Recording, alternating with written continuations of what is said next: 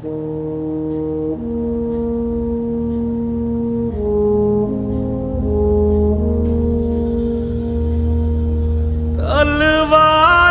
पे सरवार दिए, अंगारों में जिस्म जलाया है, तब जाके कहीं हमने सर पे ये केसरी रंग सजाया है।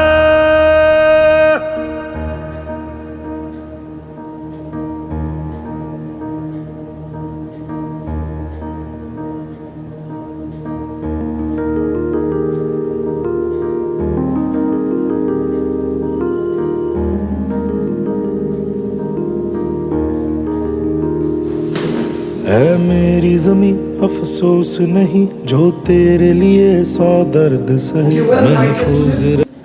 सबसे पहले happy independence day to you all my dear students. आज के दिन हम लोग क्लास कर रहे हैं और हम लोग जो क्लास है ऑनलाइन क्लास का यही तो एडवांटेज है। My dear student, last time मैंने आप लोगों को मोटिवेशन का बस पीडीएफ भेज दिया था, बात समझे। हॉलीडेज में हम लोग क्लास छुट्टी नहीं देते, बट ये लॉकडाउन में छुट्टी देना पड़ता है क्योंकि लॉकडाउन में सेंटर में आना पॉसिबल होता नहीं है, तो रिकॉर्डिंग कर नहीं पाते और घर से रिकॉर्डिंग उतना अच्छा होता नहीं है।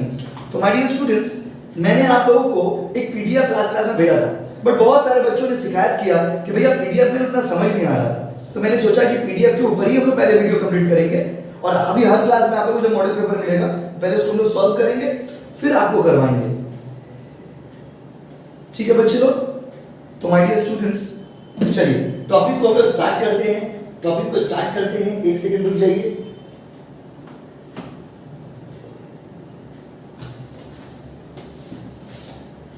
चलिए सबसे पहले माय डियर स्टूडेंट्स, कोई एक एक क्वेश्चन का मैं एनालिसिस करूंगा, एक एक क्वेश्चन आपको मैं डिटेल में बताऊंगा, समझाऊंगा, क्योंकि एमसीक्यू में आंसर से ज्यादा इंटरेस्ट आपको टॉपिक समझने में रहना चाहिए।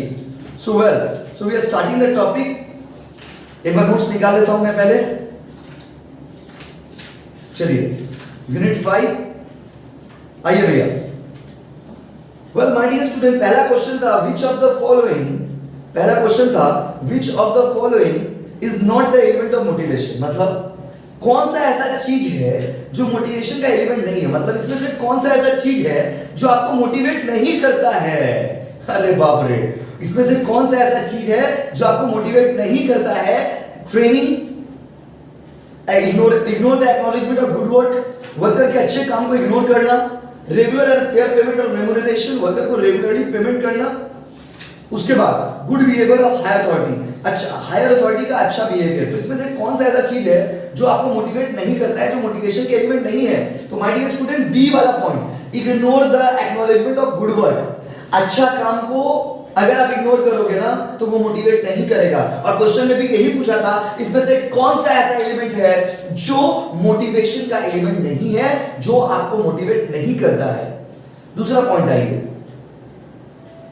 The need hierarchy theory of motivation was developed by, my dear student, need theory किसने दिया था? मैंने आपको पढ़ाया था, अब्राहम मैस्लो ने need theory दिया था। तो need theory was given by Abraham Maslow. need theory किसने दिया था? अगर आपसे कोई पूछता है तो आपके जवाब क्या होंगे? आपके जवाब ये होंगे कि need theory को अब्राहम मैस्लो ने दिया था। थर्ड वाला point, the highest level need Maslow's need hierarchy theory। My dear student, मैंने आपको मैस्लो का थ्योरी पढ़ाया था जिसमें मैंने आपको बताया था कि 5 तरह के नीड्स होते हैं। तो क्वेश्चन में पूछा है कि सबसे हाईएस्ट वाला नीड कौन सा है बताइए। तो जो सबसे हाईएस्ट वाला नीड है, जो सबसे हाईएस्ट वाला नीड है वो कौन सा है? माय डियर स्टूडेंट्स, सबसे हाईएस्ट वाला जो नीड है वो है सेल्फ एक्चुअलाइजेशन नीड्स। चलिए अगला क्वेश्चन पूछा था, Maslow's hierarchy need theory was published in the year. बोला मैस्लो का नीड थ्योरी कौन सा ईयर में पब्लिश हुआ था? तो भैया मैस्लो का नीड थ्योरी 1940 में पब्लिश हुआ था। उसके बाद in Maslow's theory needs are classified into, मैंने तो आपको पहले ही बताया भाई, नीड थ्योरी में अब्राहम मैस्लो के हिसाब से 5 तरह के नीड्स होते हैं, 5 तरह के। उसके बाद नॉन मॉनेटरी मोटिवेशन, ये बच्चे लोग को डाउट बहुत ज्यादा डाउट आ रहा था कि भैया नॉन मॉनेटरी मोटिवेशन मतलब क्या है। My dear students, there are 2 types of motivation. One is monetary, another is non-monetary. Not all the people are greedy about the money. Not everybody wants the money. Not everybody chasing behind the money. हर आदमी पैसे के पीछे नहीं भागता है। तो कुछ ऐसे भी फैक्टर होते हैं जो मनी से रिलेटेड तो नहीं है बट मोटिवेट करते हैं। तो बोला है इसमें से कौन सा नॉन मॉनेटरी मोटिवेशन है, मतलब इसमें से कौन सा ऐसा चीज है जो मनी से रिलेटेड भी नहीं है और मोटिवेट भी करता है। Opportunity of promotion, job security, working environment, all of this. My dear student, अगर आपको ये लगेगा कि मेरा प्रमोशन हो सकता है तो आप ऑटोमेटिक ही मोटिवेट होंगे। अगर आपको लगता है कि मेरा जॉब सिक्योरिटी है तो आप मोटिवेट होंगे। लोग गवर्नमेंट जॉब के लिए क्यों इतना मोटिवेटेड है? क्योंकि उनको पता है वहां पे सिक्योरिटी है। और नेक्स्ट है वर्किंग एनवायरनमेंट, माहौल। सो दीस आर द थिंग्स जो आपको मोटिवेट करते हैं। ये सारे वो फैक्टर है जो मोटिवेट तो करते हैं बट ये मनी से रिलेटेड नहीं है। अब भाई अगला है which of the following is not non monetary motivation. बोला कौन सा नॉन मॉनेटरी नहीं है? भाई बचपन में मैथ्स पढ़ा था, माइनस माइनस क्या होता है? प्लस होता है। बोला कौन सा नॉन मॉनेटरी नहीं है मतलब मॉनेटरी? कौन सा नॉन मॉनेटरी नहीं है मतलब मॉनेटरी है? तो देखिए प्रमोशन, प्रमोशन नॉन मॉनेटरी। बोला कौन सा नॉन मॉनेटरी नहीं है मतलब मॉनेटरी है, प्रमोशन नॉन मॉनेटरी है। Opportunity of participation in profit, profit मैंने आपको कहा कि भैया प्रॉफिट का हिस्सा लूंगा तो मनी से रिलेटेड हो गया। Stability of work normal situation है मतलब नॉन मॉनेटरी है। Acknowledgement of good work non monetary है। इसमें से कौन सा नॉन मॉनेटरी नहीं है मतलब मॉनेटरी है? तो मॉनेटरी वाला इसमें बी वाला ऑप्शन है। इसमें से कौन सा मॉनेटरी मोटिवेशन है? दोनों ही। सैलरी बढ़ेगा मनी से रिलेटेड है, प्रॉफिट में आप हमको पार्टिसिपेट करने दोगे मनी से रिलेटेड है। Both A and B. Motivation का फर्स्ट स्टेप क्या है? When you want to motivate anyone, what is the first step of motivation?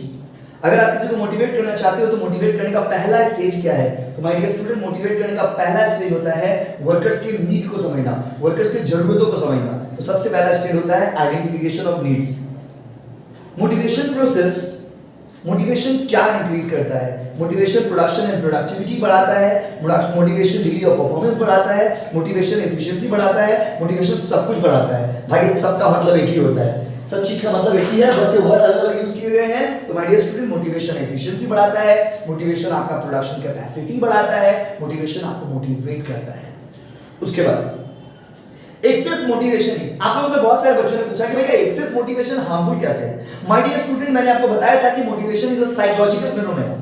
Since it is a psychological phenomena, so if you motivate someone too much, if you give too much motivation, that will have adverse impact on the mind of the person. Person के दिमाग पे इसका एक adverse impact होता है, इसलिए access motivation सही नहीं है भाई। ज्यादा ज्ञान देना भी सही नहीं है भाई, तो ज्यादा ज्ञान मत देना भाई। जिस किसी को भी आप मोटिवेट कर रहे हो ना, एक लिमिट तक, हंस ज्यादा करेंगे आदमी गुस्सा हो जाएगा, एडवर्स इंपैक्ट होगा उसके माइंड पे। अगला है हर्शबर्ग ने अपने थ्योरी में किस पे फोकस किया था? माय डियर स्टूडेंट, हर्शबर्ग के थ्योरी को क्या बोलते हैं? डबल फैक्टर थ्योरी बोलते हैं, टू फैक्टर थ्योरी बोलते हैं, हाइजीन मोटिवेशन फैक्टर थ्योरी बोलते हैं। तो माय डियर स्टूडेंट, हर्शबर्ग ने अपने थ्योरी में कहा था कि दो तरह के फैक्टर होंगे, एक होगा मोटिवेटर और एक होगा हाइजीन फैक्टर। मोटिवेटर वो होते हैं जो आपको मोटिवेट करते हैं, हाइजीन फैक्टर वो होते हैं जो एक अच्छा एनवायरनमेंट मेंटेन करने के लिए चाहिए। तो आंसर है बोथ ए एंड बी। उसके बाद मोटिवेटर इसमें से कौन सा है जो आपको मोटिवेट करते हैं? अचीवमेंट मोटिवेट करेगा, अच्छा काम मैंने किया, आपने मुझे एक्नॉलेज किया, motivator. Nature of work, motivator. Answer होगा ऑल ऑफ दीज। उसके बाद इंपॉर्टेंट मेंटेनेंस फैक्टर, मेंटेनेंस में जो अच्छा एनवायरनमेंट मेंटेन करने के लिए चाहिए। स्टेटस, वर्कर का स्टेटस, इंटरपर्सनल रिलेशनशिप, और नेक्स्ट है सुपरविजन। ये वो फैक्टर्स है जो एक अच्छा एनवायरनमेंट को मेंटेन करने के लिए चाहिए। Who develop motivation hygiene theory? ये बताना पड़ेगा क्या? हर्शबर्ग। उसके बाद एक्स एंड वाई को किसने डेवलप किया था? मैंने पढ़ाया था आपको, मैकग्रेगर। एक external control is needed because people are, ये समझिए, external control are needed because people are. बोले एक्सटर्नल कंट्रोल कब करना पड़ता है?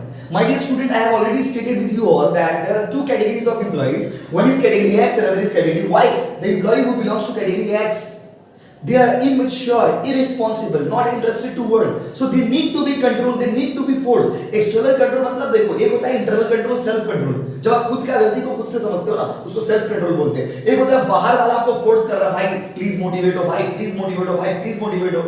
ये हो गया external control. My dear students, external control उन वर्कर्स के लिए चाहिए जो नालायक होते हैं, मतलब एक्स कैटेगरी के होते हैं।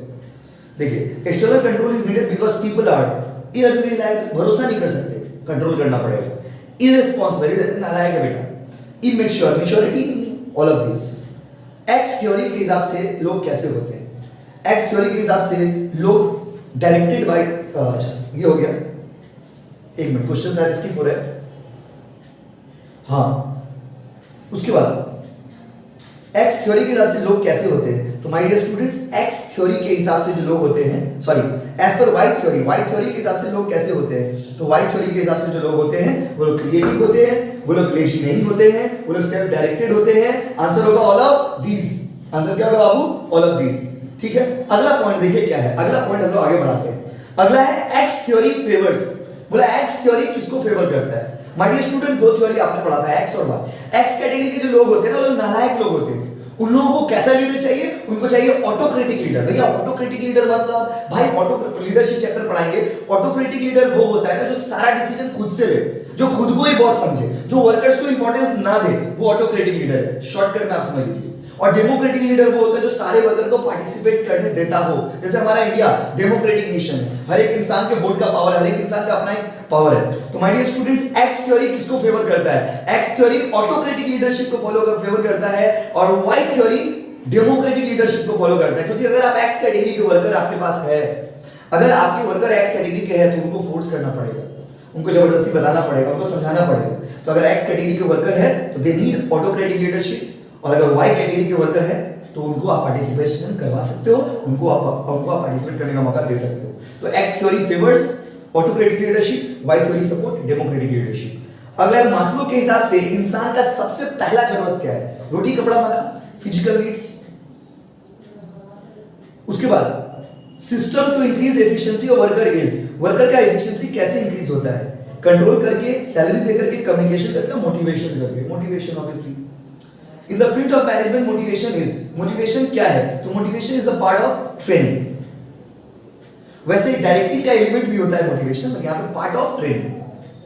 Hierarchy of need theory is connected to, hierarchy of need theory को किसने दिया था? Hierarchy of need theory is connected to, hierarchy of need theory को किसने दिया था? तो Abraham Maslow. And the last question is motivation hygiene theory को किसने दिया था?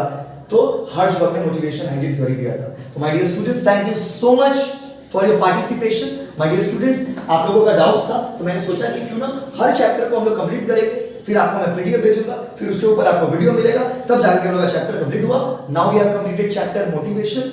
अब नेक्स्ट क्लास में हम लोग कोऑर्डिनेशन पढ़ेंगे। थैंक यू सो मच बच्चे लोग, एंड बाय, टेक केयर।